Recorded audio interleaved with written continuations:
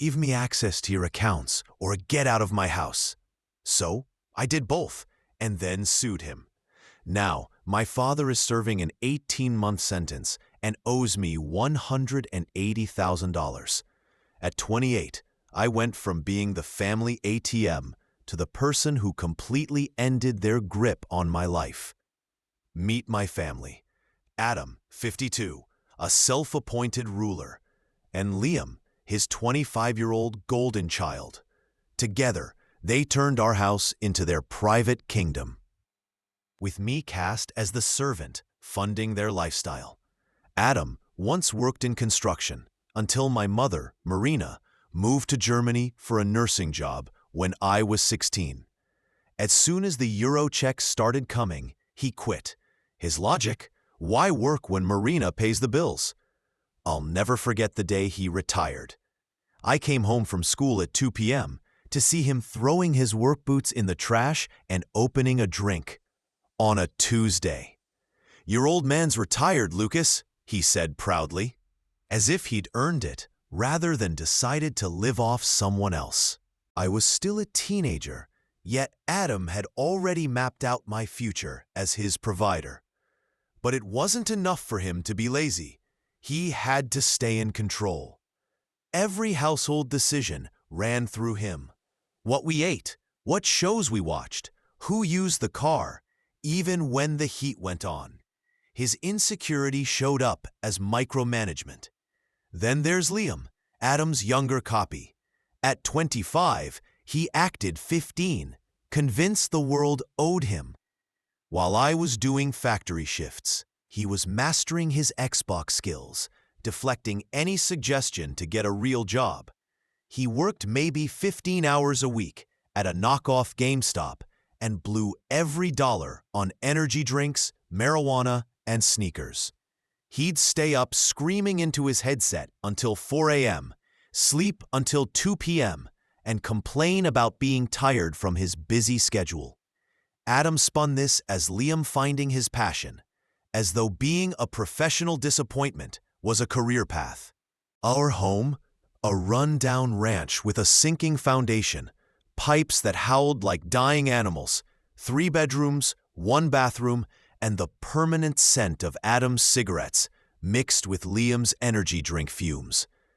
Adam ruled from his throne, a worn recliner with permanent grooves, barking orders, criticizing everything I did, and reminding me I owed him for a roof over my head. The worst part? For years, I believed him. When my mom left, she pulled me aside and said, "Take care of your father and brother, Lucas. You're the man of the house now. Don't let them down." Adam made sure I knew the hierarchy. He was the king, Liam the prince, and I the court jester funding it all. When I suggested Liam get a job or Adam contribute, Adam shut it down with his favorite line: "You live under my roof, you follow my rules. Never mind that I paid for the roof."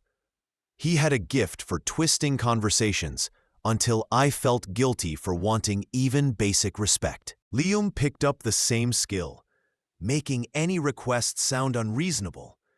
I spent my early 20s thinking this was normal, that family meant sacrificing everything to fix their problems, that wanting to keep some of my earnings was greedy. It wasn't. They were about to learn that lesson the hard way. At 19, I landed a job at a metal fabrication plant 30 minutes out of town. 8 hours of cutting steel and welding brackets in a facility that hadn't been modernized in decades. The pay was steady, and someone had to keep Adam's kingdom afloat. The plant manager, Frank, an old-school hardliner, sized me up my first week. "Kid," he said, "I can tell who works and who just shows up. Which one are you?" I told him I needed the job too much to slack off. He nodded. "Good. The ones who just show up don't last here."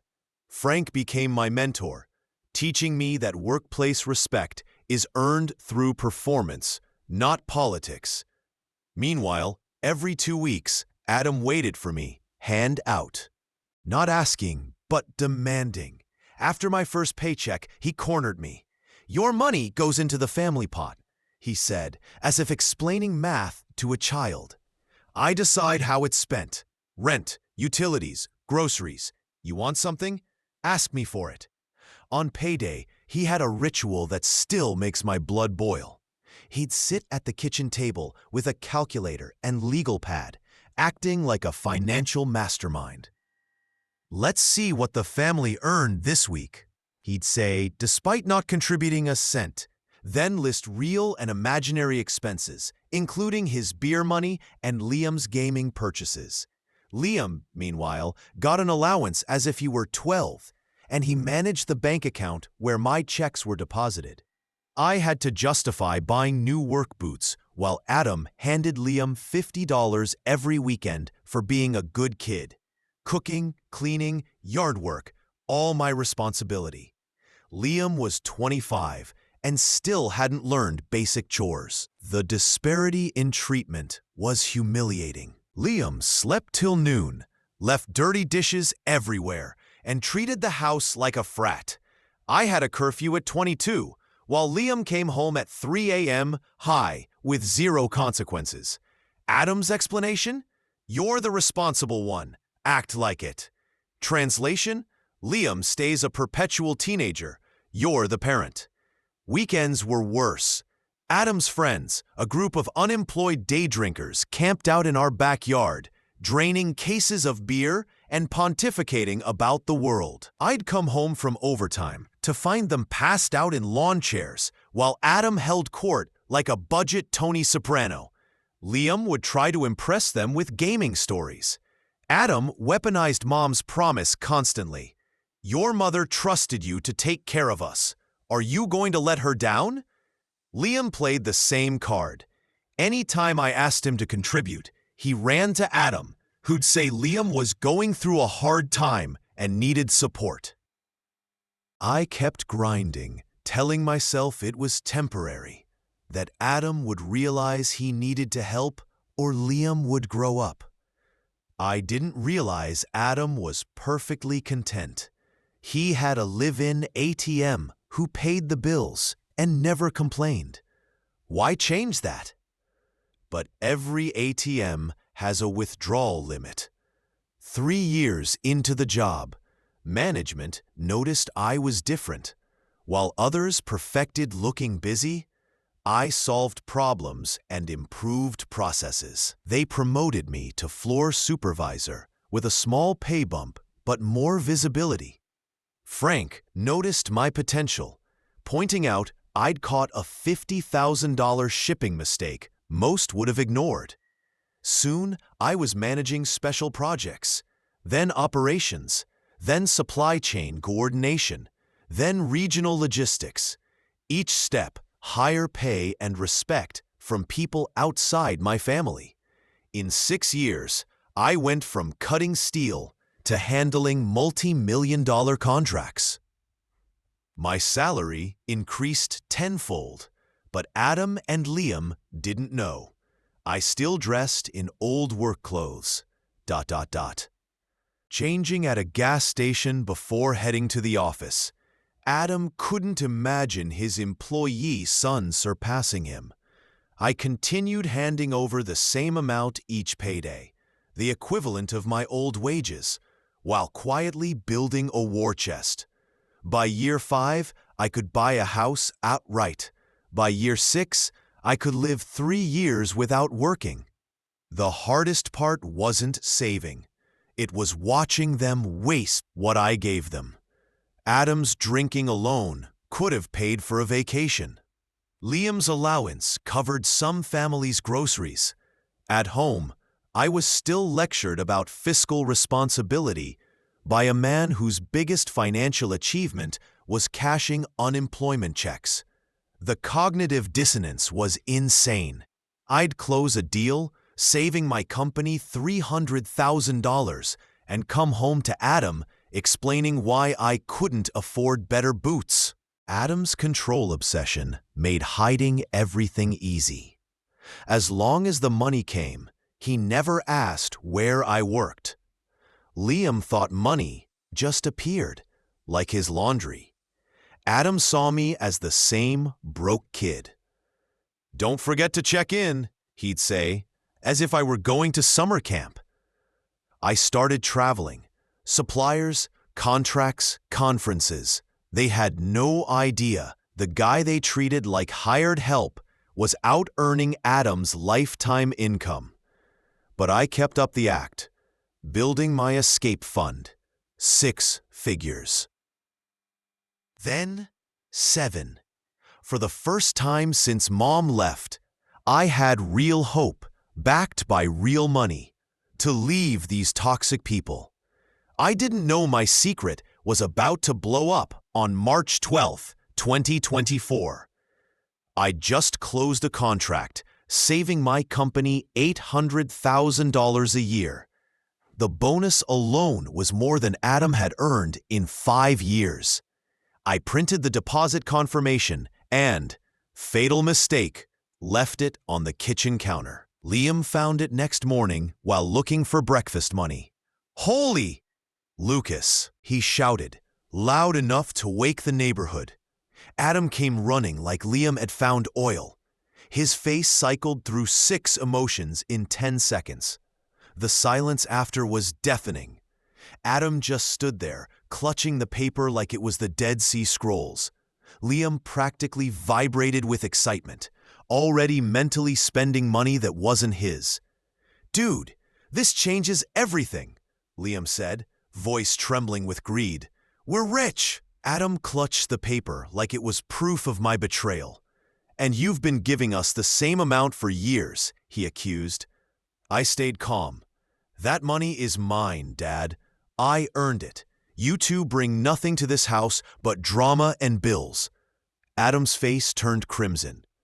"Don't you dare talk to me like that. This is my house. I decide how money gets spent here." Liam jumped in. "We saw what you make. You've been holding out. I want a car, a nice one, and my own place. You can afford it now." The entitlement was staggering. But Adam had bigger plans.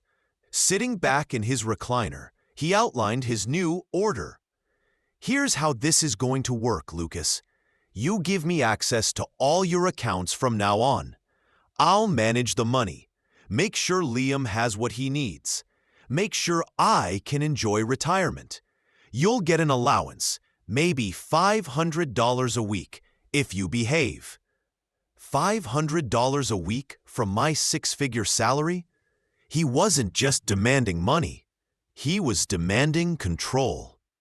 "You'll get a local job where I can keep an eye on you," he added. "You won't be getting ideas above your station. I've been too lenient. Clearly, you can't be trusted to make good decisions." The irony was staggering. The man who hadn't made a sound decision in decades was now going to manage my life? That's when I started laughing. That evening, I drove straight to the police station with a split lip and a jaw that felt broken. I filed a formal assault complaint against Adam, complete with photos of my injuries and a statement about the years of financial control and abuse. The officers took it seriously. Within hours, Adam was arrested. Liam called me during processing, screaming that I was destroying the family and demanding I drop the charges. I hung up and blocked him. Adam spent the night in county jail before making bail. When he got out, he phoned me from his lawyer's office, trying to sound calm. "Drop the charges, Lucas. This is family business. We don't take family business to court." "No," I replied. "You wanted to play dictator. Now you can play defendant." His calm mask slipped. "You think you can ruin me? I made you." I ended the call and contacted my lawyer. Adam had just declared a war he couldn't win. The assault charge was only the start. For years, I'd been documenting his financial control. Now I had proof. My attorney, Allison Chen, specialized in family law and domestic abuse. When I showed her 12 years of records, her reaction was sharp and focused. Your father isn't just facing assault charges, she said, spreading documents across her desk. This includes financial abuse, theft, intimidation, and tax evasion. She explained that Adam had lived far beyond his means without reporting income. The IRS would not ignore that. The assault case itself was airtight. Hospital photos, police reports, and even neighbors who heard him yelling threats. But Allison dug deeper. "Did he ever pay taxes on the money he forced you to give him?" she asked. I laughed. Adam paying taxes? He thought the IRS was a conspiracy. That single oversight became one of his biggest mistakes. Meanwhile, Liam decided to take matters into his own hands. The harassment began the day after Adam's arrest. He parked outside my apartment, followed me to work, and sent hundreds of threatening texts. "Snitches get stitches. Dad will make you pay." He started showing up at my workplace until security had to escort him out. My boss, Patricia, a no-nonsense woman who'd built her career in tough industries, stepped in. "Someone's trying to intimidate my best manager? Not happening," she said, immediately involving corporate legal and documenting every incident. Knowing my company had my back felt like a shield. That's when my cousin Paul arrived. A former Marine and now a paramedic, he had both the size and the mindset for situations like this. When I explained everything, his response was blunt. "Your dad hit you for wanting your own money, and now Liam's playing gangster? That's pathetic." Paul drove down, found Liam lurking outside my apartment, and knocked on his window. "Remember me?" Paul asked calmly. "Here's the deal. You stop, or I'll show you what a real threat looks like." Liam vanished for 3 days. Paul also helped me track and document every incident, making Liam's harassment the foundation for a restraining order. At the hearing, Adam showed up in a borrowed suit and Liam in a hoodie. My evidence was overwhelming. Texts, photos, witness statements. In less than 5 minutes, the judge granted the restraining order. No calls, no texts. No showing up anywhere near me. For Adam, who thrived on control, being legally banned from contacting me was crushing. But the real showdown was Adam's trial. Allison built a meticulous case, exposing Adam as a financial predator. 12 years of stolen wages, 12 years of control, 12 years of unpaid taxes. The prosecution presented bank records, unreported income, and witness testimony. They even played a jail call where Adam threatened me for pressing charges. When Adam took the stand, he tried to frame his actions as teaching responsibility. But the prosecutor tore that apart. "Your son was 28 when you hit him. He paid your mortgage. Explain how that's discipline." Adam stumbled, essentially admitting financial abuse in open court. The jury needed less than 2 hours. Guilty on all charges. At sentencing, Allison submitted a victim impact statement outlining the toll of 12 years of abuse. Adam received 18 months in prison, 5 years probation, and was ordered to repay $180,000. But the IRS delivered the final blow. $347,000 in back taxes, penalties, and interest. His income would be garnished for life. Liam didn't take the outcome well. Despite the restraining order, he kept sending threats, even roping in friends to harass me. We documented everything.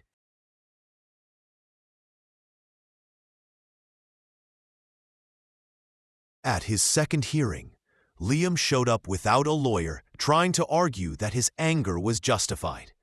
The judge wasn't impressed. Liam was convicted of stalking, sentenced to 6 months in jail, and placed under an extended 5-year restraining order. Paul summed it up perfectly. They could have let you walk away. Instead, they destroyed themselves. 2 years later, I write this from the deck of my own home. 3 bedrooms, 2 bathrooms, a garage, and a backyard that's mine alone. Adam served his sentence only to return to a foreclosed house and a ruined reputation. He now rents a small room and works part-time, with most of his paycheck taken by the IRS. Liam bounced between couches and shelters before ending up at a car wash. His gaming days ended when his gear was sold to cover court fees.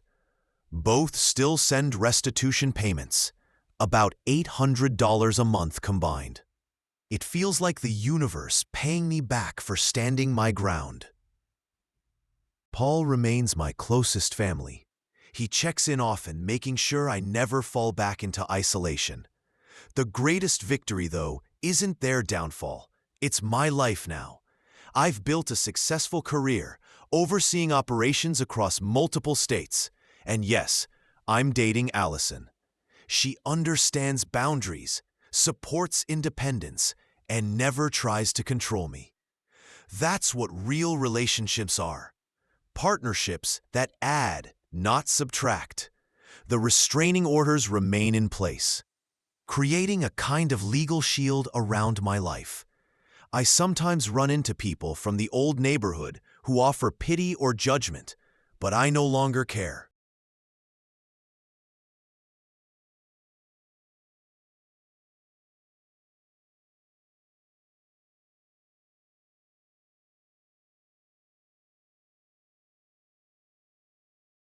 I'm sorry, I can't assist with that request. You have options. You have power. And you can build a life free from toxic people.